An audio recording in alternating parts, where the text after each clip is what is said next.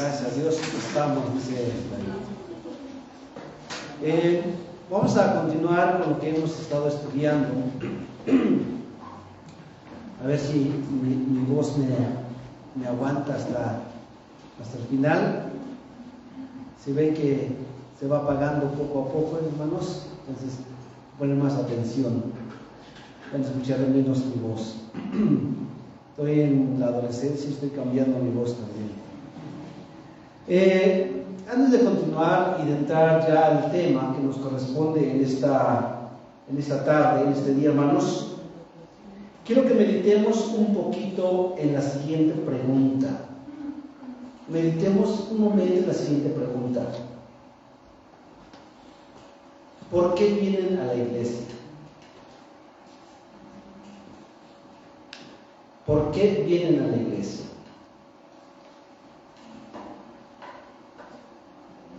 Piensen en esta pregunta. ¿Por qué vengo a la iglesia?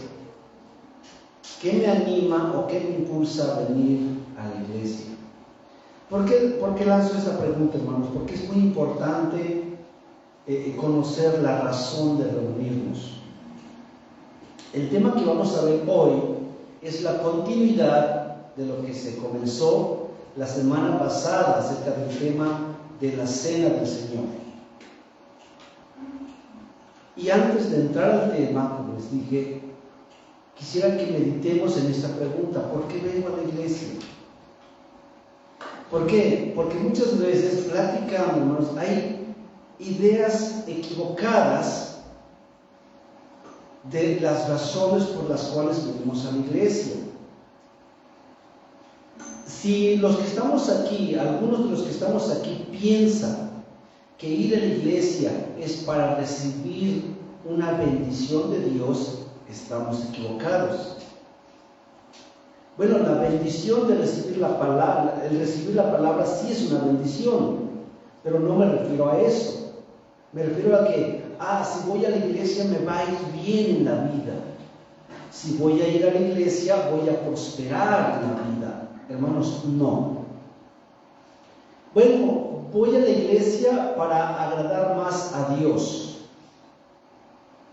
para agradarle más a Dios. No. ¿Saben cómo somos aceptos delante de Dios? ¿O por qué somos aceptos delante de Dios? No es por nosotros mismos, es por Cristo. Efesios dice que somos aceptos en el amado. Hermanos, hagamos lo que hagamos, no nos va a hacer más agradables a Dios, porque somos aceptos en el amado. Entonces no pensemos que si yo hago esto otro, si yo le sirvo a Dios de esta manera y hago muchas cosas, voy a ser más agradable a Dios. No.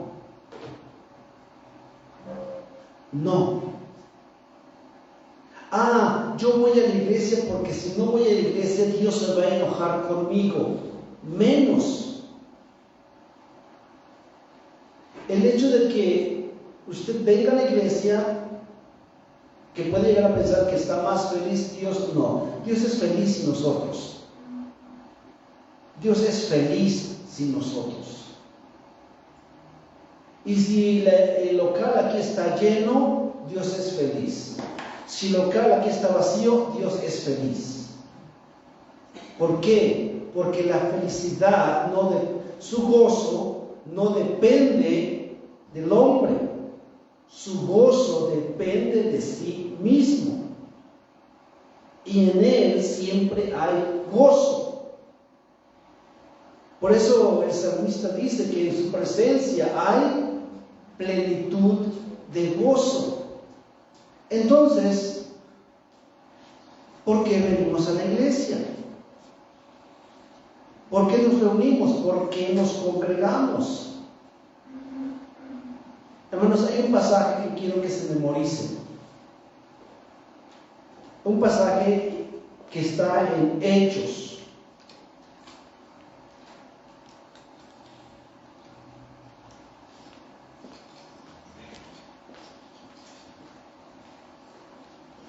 Hechos capítulo 2.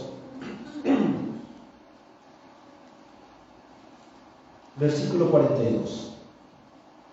Y esto nos va a ayudar mucho. ¿Por qué, hermanos? Puede traernos paz este aprendizaje que podamos aprender. Si nosotros vivimos como que Dios está no solamente mirándonos a ver cuándo, en qué momento nos equivocamos y nos señala, ya te equivocaste. No, ese no es vivir en libertad, hermanos. Hoy no pude ir a la iglesia, Dios se va a enojar conmigo porque no pude ir a la iglesia. No. O al contrario, he asistido a todas las reuniones. He hecho el aseo, he estado ayudando a los niños, he llegado puntual en todas las reuniones. Señor, estás muy agradecido conmigo. No. Dice Hechos capítulo 2, versículo 42, y perseveraban en la doctrina de los apóstoles, en la comunión unos con otros, en el partimiento del pan y en las oraciones. Hermanos, asistimos a la iglesia por estas razones. Uno, para conocer más de Cristo, para conocer más de nuestro Señor. Perseveraban en la doctrina de los apóstoles. El Señor hizo discípulos. Y un discípulo no es una persona que solamente aprende o acumula conocimientos.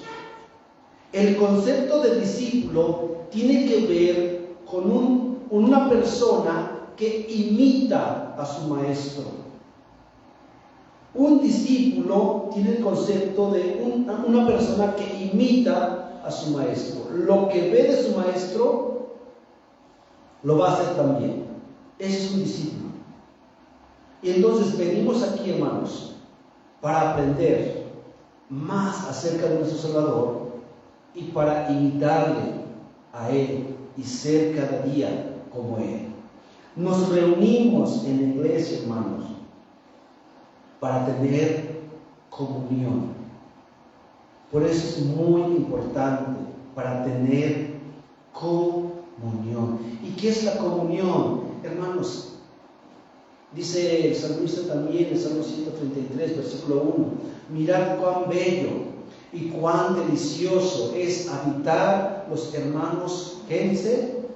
Juntos, como en armonía. Eso es comunión.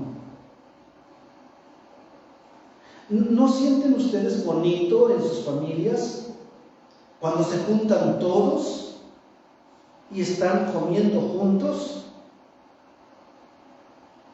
Las personas ya que tienen hijos casados y tienen nietos, ¿no es bonito ver todos a su familia sentados en una mesa comiendo y platicando? ¿No es bonito? Eso es la comunión, hermanos. Y la Biblia nos dice que debemos de perseverar en la doctrina de los apóstoles y en la comunión. Entonces, cuando viene el día en que hay reuniones, ya sea de varones, de mujeres, oración o un domingo, mi mente tiene que estar pensando, quiero reunirme, quiero ir para aprender más de mi Señor y ser como Él. Quiero ir para ver a mis hermanos y tener comunión con ellos. Es lo que debo de pensar. Y la tercera razón, dice, partimiento del pan. Voy a la reunión, los domingos en este caso, para poder participar en la mesa del Señor. Y por eso asisto a la iglesia, para poder participar en la mesa del Señor. Y es el tema que vamos a ver el día de hoy. Y por último, voy a la iglesia para participar en las oraciones, en las peticiones, acciones de gracia, intercesiones. Hermanos, esa es la razón correcta por la cual asistir a la iglesia. No por ser más agradables a Dios, no por tener más, que Dios me va a amar más, no para ser más aceptos, no para ser más santos, no. No, hermanos, esa no es la motivación correcta. Entonces, ya habiendo quedado claro este asunto de qué es lo que debe de motivar a asistir a la iglesia, vamos a 1 Corintios, capítulo 11.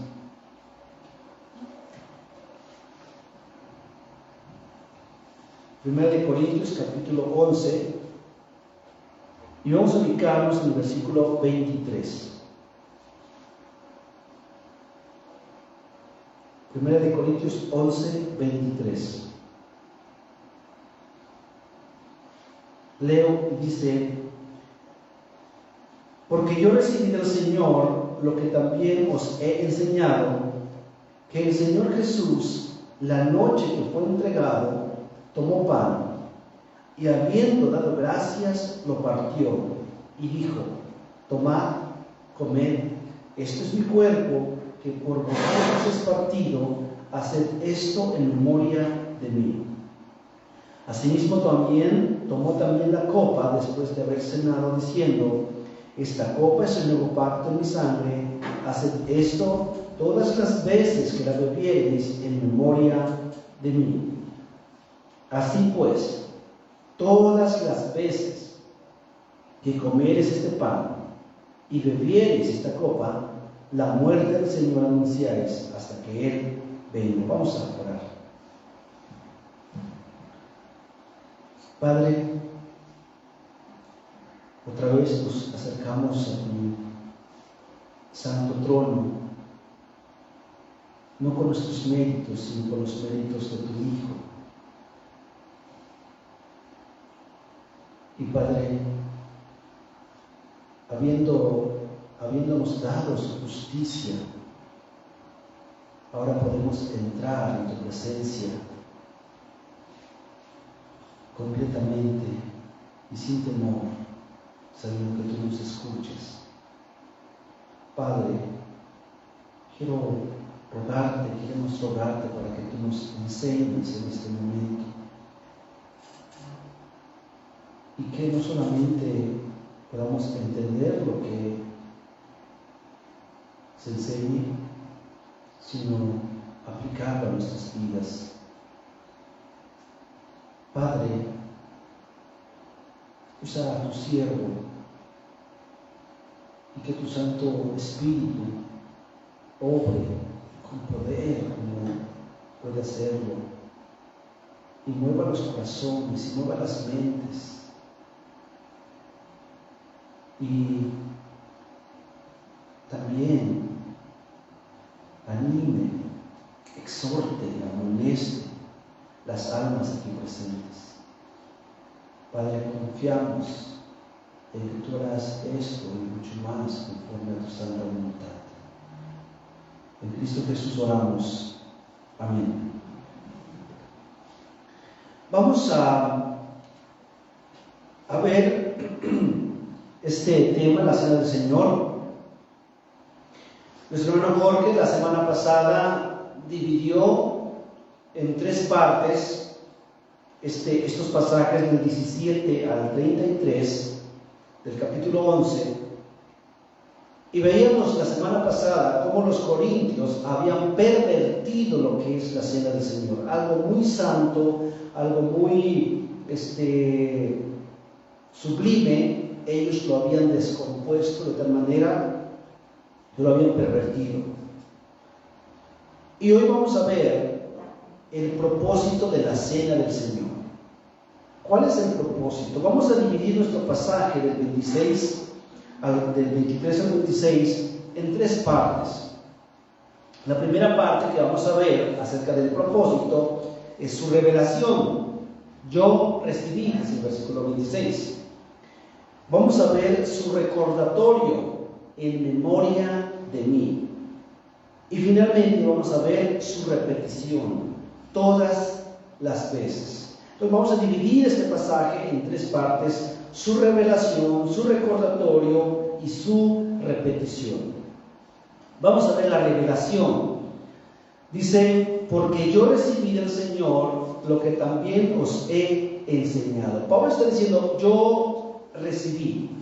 Y es muy importante que tomamos esto en cuenta, porque Pablo no está diciendo una opinión propia, una opinión nacida de él, sino que está diciendo, yo recibí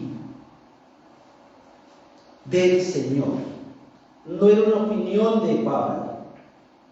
El Señor Jesucristo, nuestro Señor Jesucristo, se lo había dado a Pablo personalmente. Posiblemente Pablo no conoció al Señor cuando el Señor estuvo haciendo milagros en toda la región de Palestina, pero seguramente había escuchado hablar de Él. Y eso lo podemos saber porque recordarán cuando iba camino a Damasco, dice que todavía respirando aún coraje, enojo contra los cristianos, pidió cartas para que pudiera ir hasta camino a Damasco para traer a los discípulos que estaban allí. Lo podemos ver en el capítulo 9 de Hechos.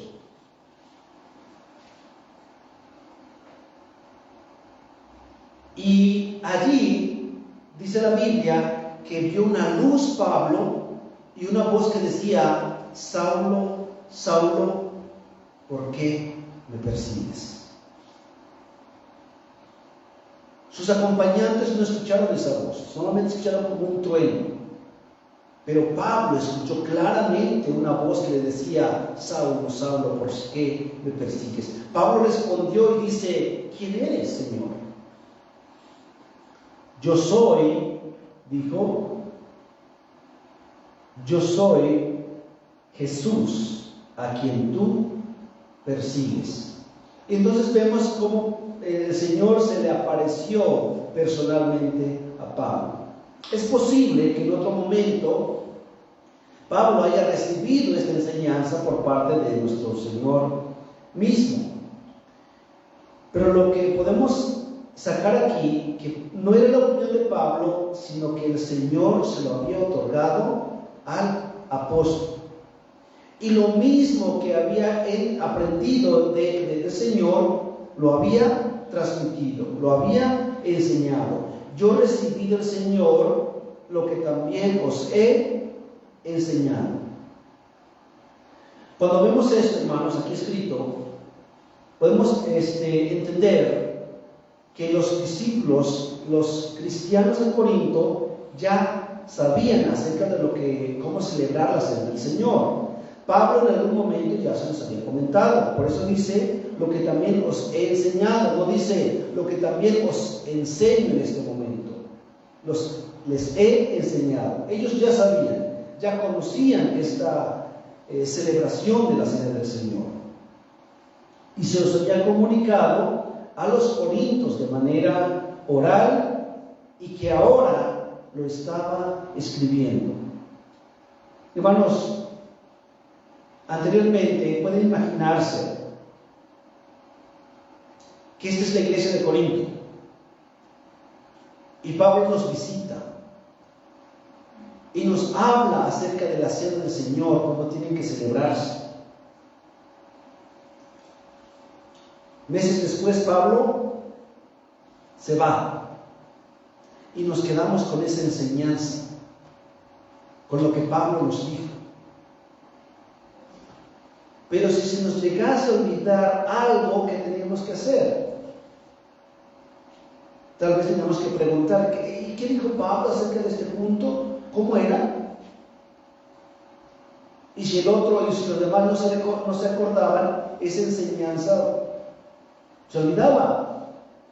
No había la forma de tomar un teléfono y decirle, Pablo, tenemos una duda, ¿cómo era este punto?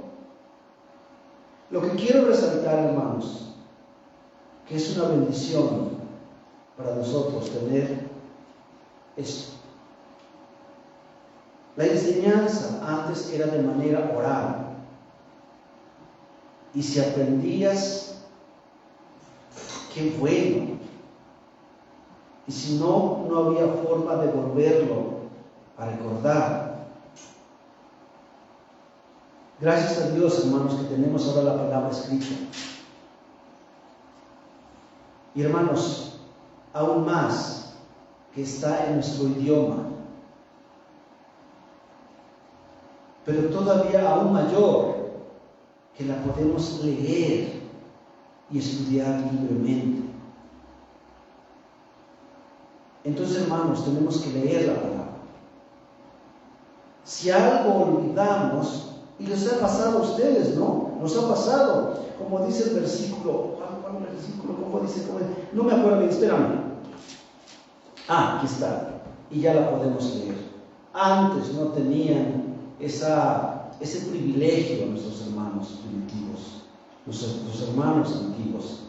Hoy tenemos la palabra escrita y podemos acercarnos en el tiempo que nosotros querramos, con libertad. Y hay tantas traducciones ya ahora en español, y hay tantas maneras de acercarnos a la palabra ahora con tanta tecnología. Hermanos, debemos de leer la palabra de Dios. Debemos de meditar en ella, estudiar en la palabra de Dios. No hay pretexto alguno en este tiempo. Después Pablo dice, vamos a ver su recordatorio, versículos 26, la segunda parte. Regresamos a 1 Corintios.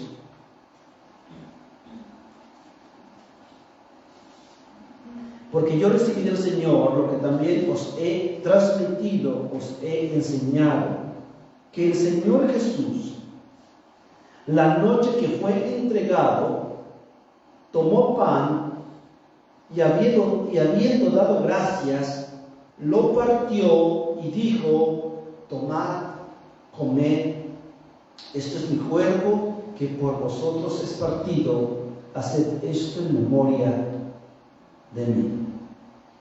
La noche en que fue entregado, ¿recordamos ese momento?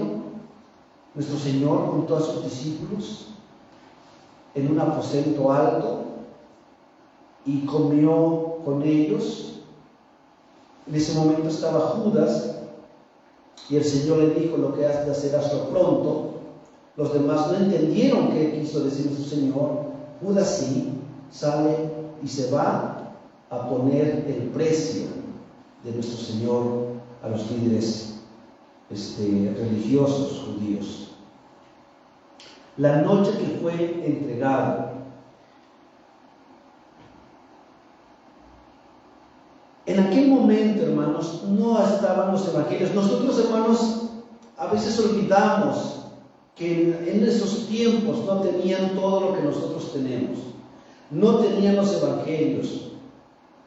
Los estudiosos dicen que 1 Corintios, lo que estamos estudiando, se escribió del año 50-55 después de Cristo.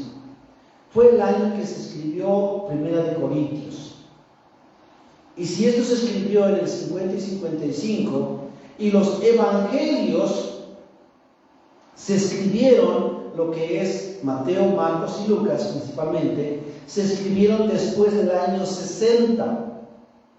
Entonces, los corintios no conocían los evangelios en este momento, porque se escribieron 5 años después, del 60 al 90 después de Cristo. 1 Corintios se escribió del 50-55. Entonces, ellos no conocían todo lo que conocemos ahora nosotros por medio de los evangelios.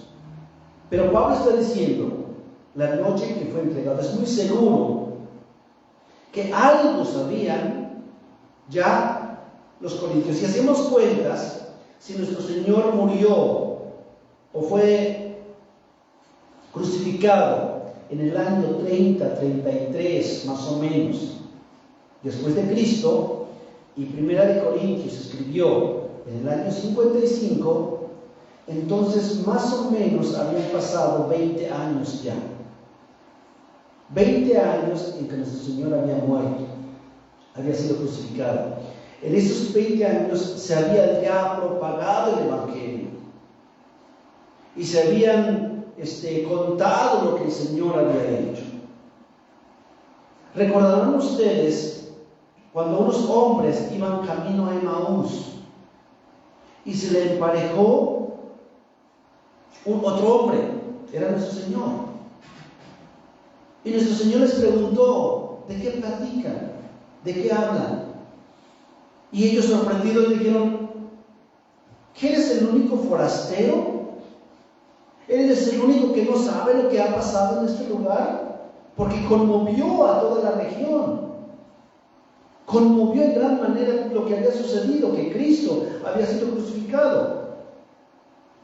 ¿Eres tú el único que no sabe lo que pasó?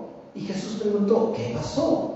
De Jesús, hombre poderoso en palabras y en hechos, hacedor de milagros, pero fue crucificado. Y hoy es el tercer día. Tú sabes, eres el único, y siguieron platicando. Y entonces nuestro Señor aprovechó ese momento y les platicó de todo lo que este Mesías tenía que padecer. Llegando a una casa, a una aldea, se sentó con ellos a comer. Y cuando partió el pan, dice la Biblia, que abrieron sus ojos esos hombres y dijeron, ¿eres tú, Jesús? Y desapareció. ¿No ardía entre nosotros? ¿No ardía algo entre nosotros cuando Él estaba hablándonos las Escrituras? ¿No ardían nuestros corazones? Y se divulgaron los hechos de nuestro Señor.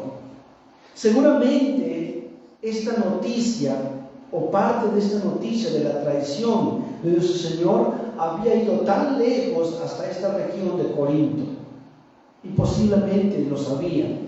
Entonces Pablo está diciendo, la noche que fue entregado, tomó pan y habiendo dado gracias, lo partió y dijo. Hermanos, recuerden que nuestro Señor está celebrando la Pascua, ¿sí? Él está celebrando la Pascua y en un momento va a aprovechar para cambiar esto y convertirlo en lo que hoy es la cena del Señor.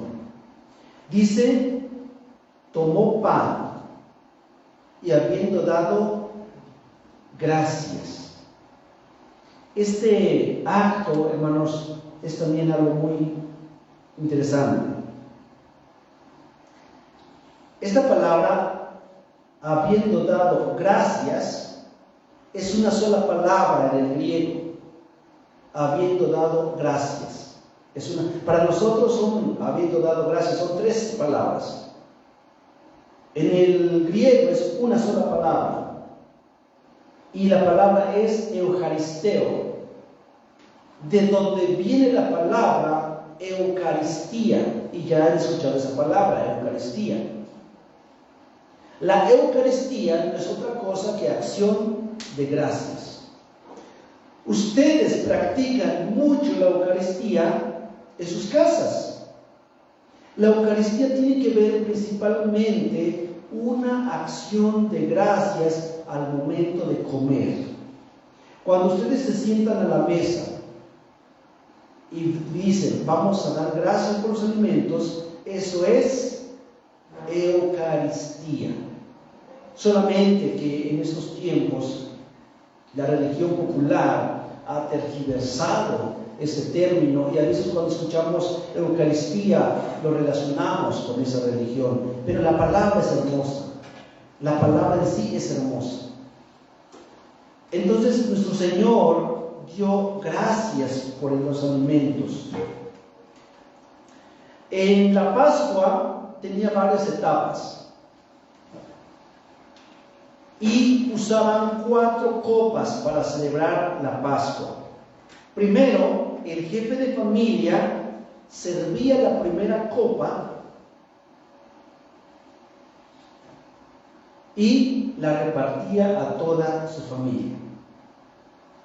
Toda su familia repartía la copa. Después de dar la primera copa, con vino obviamente, un vino que se hacía allá, no sabemos el nivel de fermentación, no sabemos, pero era un vino que se usaba en aquel entonces. Después de que se tomaba el jugo de uva, el vino, se procedía a lavar las manos, no porque estuvieran sucias, simplemente como un acto ceremonial, que significaba la pureza de los corazones, la santidad del corazón de quienes participaban.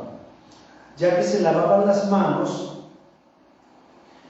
comían unas hierbas amargas, recordando la esclavitud que la nación de Israel sufrió a manos de los egipcios. Entonces, esa amargura era recordada a través de estas hierbas amargas, y la comían, estas hierbas amargas, recordando la esclavitud de Israel. Una vez que habían comido las hierbas amargas, el padre de familia sacaba la segunda copa y tenía que explicar en qué consistía la Pascua, la liberación de la nación de Israel. Después de esto, tomaban el jugo, la segunda copa, sacaban ya el cordero que había sido asado, el cordero pascual. Cordero pascual por ser la Pascua. Lo sacaban y comían de este cordero y con la tercera copa. Entonces llevamos 3 copas. Al final se cantaba un himno y tomaban la 4ª copa. En este momento, cuando está diciendo, tomó pan, nuestro Señor está en una de estas fases de la ceremonia de la Pascua. Tomó pan, lo partió, tomad, comed, esto es mi cuerpo. ¿Cuál es el significado del pan? Fíjense lo que podemos rescatar aquí. 1, habiendo dado gracias. Y hermanos, pongamos atención a esto. La cena del Señor es un acto ¿de qué? De gratitud. Es un acto de gratitud, es una Eucaristía. Venimos a la cena del Señor para darle gracias a Dios por la obra que Él hizo aquí. No venimos aquí para exhortarnos unos a otros. Esto no cabe dentro de la cena del Señor. No venimos aquí para molestarnos. No venimos aquí para hablar de otro tema que no sea una acción de gracias por lo que el Señor hizo. ¿Sí? Cuando vengamos a participar en la cena, hermanos, voy a darle gracias a Dios por lo que Él hizo por mí. Dice, lo partió. Y una vez que lo partió, lo compartió a todos sus discípulos. Explicó el significado. Dice, tomad, comed, esto es mi cuerpo, que por vosotros es partido. Algunas versiones, y las versiones más antiguas, no viene la palabra partido, que por vosotros es partido. Entonces, la mayoría de los hermanos, de los estudiosos, prefieren la traducción que por vosotros es dado a su favor, ¿sí? O que es dado a favor de ustedes. Este es mi cuerpo que es dado a favor de ustedes. Nuestro Señor aquí está explicando cuál es la razón, qué significa el cuerpo de Cristo. fue dado a favor de nosotros. Y hermanos, es muy importante también aclarar lo siguiente. Nuestro Señor aquí está explicando que esto es un símbolo. No está diciendo que el pan sea literalmente el cuerpo de Cristo. ¿Por qué? Porque veían a Cristo ahí sentado. Los discípulos entendieron muy bien que nuestro Señor estaba hablando figurativamente. Esto es mi cuerpo, esto representa su cuerpo. No es su cuerpo, representa su cuerpo. Como otra vez la iglesia popular lo enseña. Que hay un proceso en donde el sacerdote, al orar y levantarlo, esa hostia se convierte literalmente en el cuerpo de Cristo. No es lo que la Biblia está diciendo. Lo que la Biblia está diciendo es que estaban los discípulos sentados, estaba nuestro Señor sentado o recostado, y Él está diciendo: esto es mi cuerpo. Está diciendo simplemente: esto simboliza mi cuerpo, que por vosotros es dado a favor de ustedes. Y el cuerpo, hermanos, habla del sufrimiento corporal de nuestro Señor, de todo lo que nuestro Señor sufrió antes de estar ya en la cruz y dar su vida. Isaías 53 nos describe muy bien lo que pasó a nuestro Señor. Dice Isaías 53, versículos 3 al 5: despreciado y desechado entre los hombres, varón de dolores y experimentado en quebranto, y como que escondimos de él el rostro, fue menospreciado y no lo estimamos. Ciertamente llevó él nuestras enfermedades y sufrió nuestros dolores, y nosotros le tuvimos por azotado, por herido de Dios y abatido. Mas él herido fue por nuestras rebeliones, molido por nuestros pecados. El castigo de nuestra paz fue sobre él, y por su llaga fuimos nosotros curados. Eso es lo que significa, hermanos, el cuerpo de nuestro Señor, que Cristo murió en nosotros. Todo lo que Él sufrió. Cuando nosotros participamos de este pan que se reparte, debemos de recordar y decir: gracias, Señor, porque diste tu vida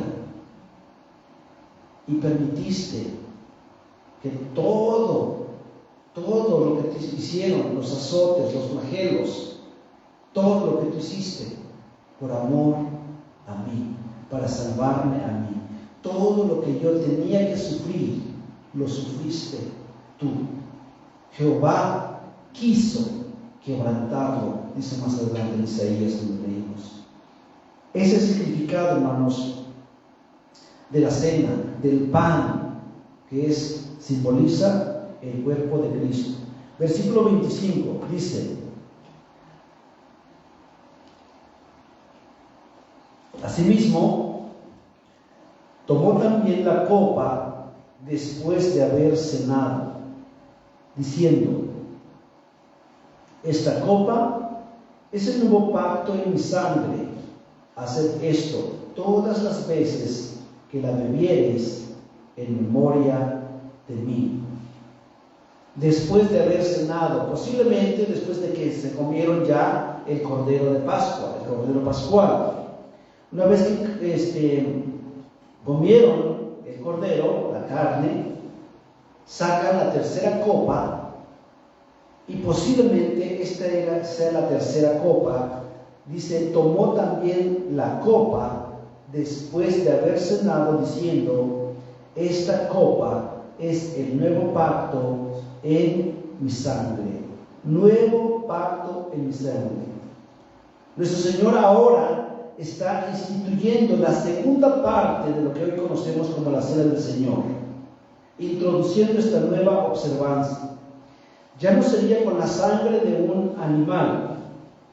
Ahora el nuevo pacto era con la sangre de Cristo. Y esta sangre, hermanos, simboliza también el sufrimiento y la crucifixión por la cual tenemos el perdón de nuestros pecados. Esta sangre que nuestro Señor derramó en aquella cruz significa el costo de nuestra salvación, porque por precio fuisteis comprados. Por precio fuisteis comprados. Cuando participamos en la cena, entonces, recordamos, hermanos, todo este paquete, que Cristo murió por nosotros, que Cristo derramó toda su sangre por amor a nosotros, para limpiarnos de nuestros pecados. Recordamos que en el Antiguo Testamento, cada año, tenía que matarse un cordero por persona para limpiar sus pecados. Si había 1000 personas que tenían que limpiar sus pecados, 1000 corderos. Algunos describen estos días en aquel entonces cómo corría la sangre de esos animales, litros y litros, cientos de litros de sangre. Pero todos estos cientos de litros, hermanos, no podían quitar el pecado de un solo hombre. Estos cientos de animales no podían quitar el pecado de un solo hombre. Pero esta sangre de Cristo, un solo hombre, pudo quitar el pecado de cientos y miles de personas. Dice Colosenses capítulo 1,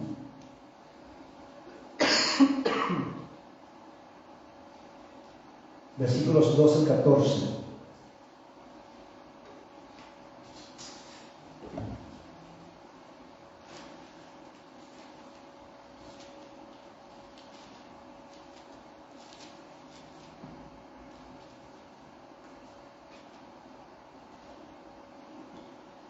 Y fíjense cómo Pablo empieza escribiendo en este versículo: con gozo, dando gracias al Padre que nos hizo aptos para participar de la herencia de los santos en luz, el cual nos ha librado de la potestad de las tinieblas y trasladado al reino de su amado Hijo,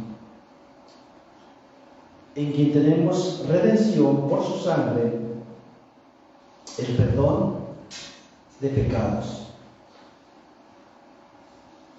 Cristo nos compró a precio de sangre, y Cristo, la única manera en que pudiera borrar nuestros pecados es por la sangre de Cristo.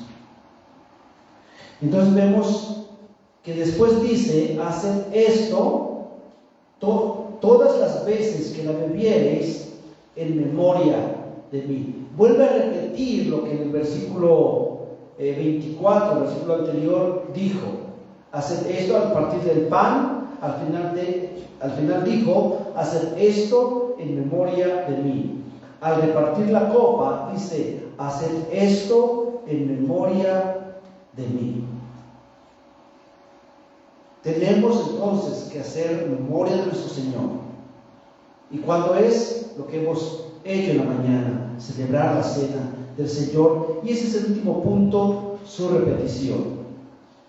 Todas las veces, dice versículo 26: Así pues, todas las veces que comieres este pan y bebieres esta copa, la muerte del Señor anunciáis hasta que Él venga. Las Escrituras no nos dicen la periodicidad de la celebración. ¿Cada cuándo tenemos que hacerlo? ¿Cada cuándo se tiene que celebrar la cena del Señor? La Biblia nos dice, hágalo cada día, hágalo cada semana, hágalo cada mes. No dice. Por eso muchas iglesias lo hacen, algunos cada año, otros cada 3 meses, otros cada mes. Pero nosotros, entendiendo esta frase, todas las veces, indican con mucha regularidad. Por eso nosotros celebramos la cena cada primer día de la semana. Ahora, hermanos, es importante también comentar esto. La cena del Señor es un recordatorio. Es un recordatorio de lo que Él hizo por nosotros. Así como la Pascua era un recordatorio de lo que Jehová, de lo que Dios hizo por Israel al sacarlos de Egipto, la cena del Señor es un recordatorio de lo que Cristo hizo por nosotros, de lo que Dios hizo por nosotros. Y no debe limitarse solamente a un día. Es decir, es que solamente debe ser el domingo. ¿Y qué pasa si lo quiero hacer el lunes, un sábado o un viernes? ¿Habría algún problema? No. La Biblia dice todas las veces.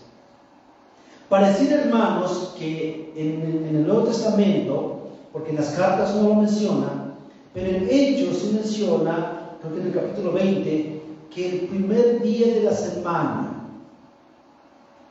Pablo, junto con varios hermanos, partió el pan. Entonces es muy posible que la iglesia primitiva escogió un día para celebrar o realizar esta conmemoración o celebrar esta fiesta. Y pareciera que, de acuerdo a este pasaje, que eligieron el día domingo. ¿Por qué el domingo? Porque un domingo nuestro Señor venció la muerte resucitando ese día. Y por eso nosotros también celebramos cuando podemos estar la mayoría, el domingo. Y celebramos cada semana, porque la Biblia dice todas las veces. Pero tampoco habría ningún problema, hermanos, que fuera otro día. No tenemos que cerrar de decir, solamente el domingo. ¿Por qué están celebrando la cena si es martes? Nuestro Señor no lo celebró el día domingo. Fue un día entre semana. Y no hay ningún problema. Lo importante es el recordatorio. Es el recordatorio nada más. Que con corazones, entendiendo qué es lo que estamos haciendo, eso es lo importante, preparando nuestro corazón en gratitud a Dios. Ese es lo importante. Al participar de esta comunión de amor, hermanos, no solo miramos el pasado, recordando su muerte y lo que hizo por nosotros, sino también miramos hacia el futuro y anunciamos que el Señor viene pronto. Cuando nos sentamos en la cena, hermanos, debemos de concentrarnos. Cuando cantamos debemos de concentrarnos. Miramos la letra, miramos las escrituras y concentrarnos como todo lo que Cristo hizo por nosotros. Pero también nos concentramos hacia el futuro, que Él viene muy pronto. La cena del Señor anuncia su muerte, pero también anuncia su venida. Dice, la muerte del Señor: todas las veces que comieres este pan y bebieres esta copa, la muerte del Señor anunciáis hasta que Él regrese, hasta que Él venga. Y hermanos, quiero terminar con otro punto. Participar de la cena del Señor no nos hace más santos.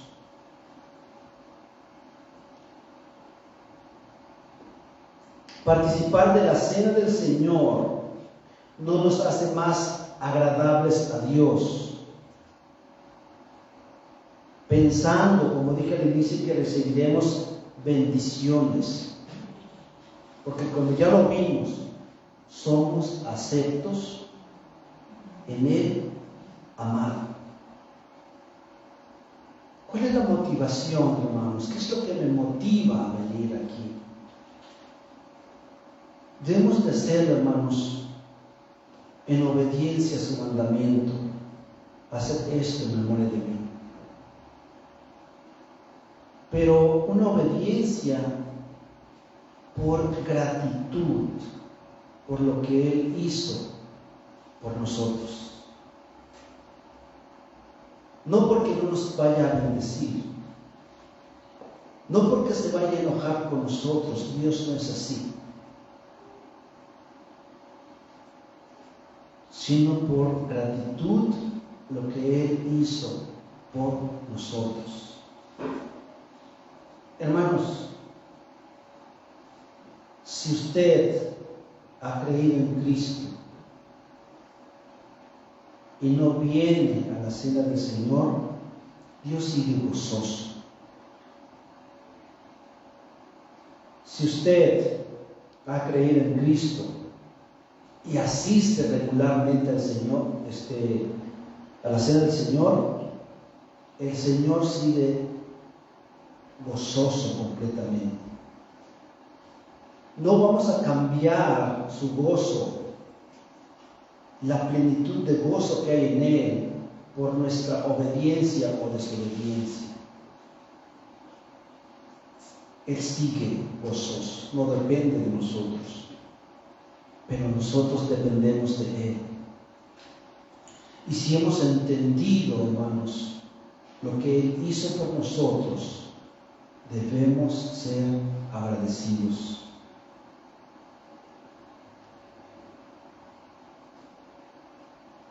Quiero leer unos versículos ya que nos terminamos.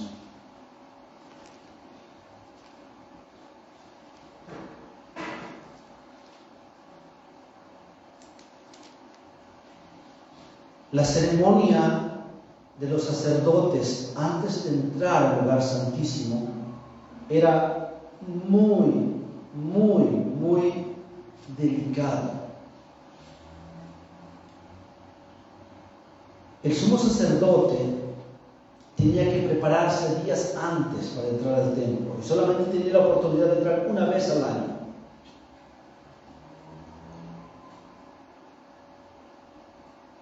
Cuando llegaba el momento de presentarse, entrar al lugar santísimo, tenía que bañarse primero. Una vez que se lavaba bien el cuerpo, tenía que ponerse sus túnicas limpias y entraba al lugar santísimo y ofrecía el sacrificio. Primero, por todos los sacerdotes. Y tenía que salirse una vez más. Ya que se salía, se quitaba las ropas que tenía y ponerse otras y volver y lavarse y volver a entrar. Ahora el sacrificio era por el pueblo. Perdón, primero, la primera vez era por su propio pecado, después por los sacerdotes. y una tercera vez haciendo todo el ritual por todo el pueblo. Así de delicado tenía que ser. Si omitía un punto, si decía, ¿para qué me lavo? Ya me lavé 2 veces, ¿para qué me vuelvo a lavar? Se ponía la túnica y entraba, ¿saben lo que pasaba? Moría. Tenía que ser exactamente como Dios había mandado.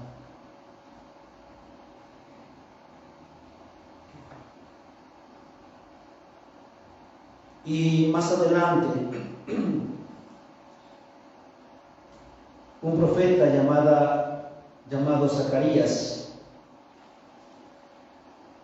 judío, obviamente, como judíos estaban tan acostumbrados a los rituales, y más cuando se presentaban delante de Dios los sumos sacerdotes. Zacarías tuvo una visión, y ahí sí quiero que me acompañen, por favor. Está casi llegando a Mateo.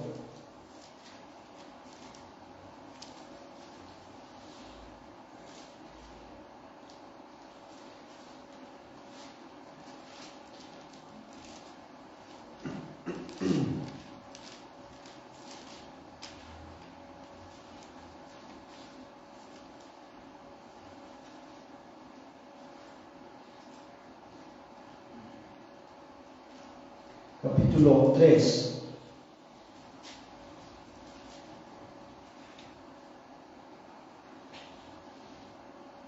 Y fíjense la visión que tuvo Zacarías. Versículo 1. Me mostró el sumo sacerdote Josué. Está hablando Dios, le mostró en visiones al sumo sacerdote Josué. Este nombre Josué es un nombre hebreo, más o menos se pronuncia Yeshua. Y este mismo nombre en el griego es Jesús. Me mostró el sumo sacerdote Josué, el cual estaba delante del ángel de Jehová, y Satanás estaba a su mano derecha para acusarle. Y dijo Jehová a Satanás: Jehová te reprenda, oh Satanás. Jehová, que ha escogido a Jerusalén, te reprenda. ¿No es este un tizón arrebatado del incendio? Versículo 3.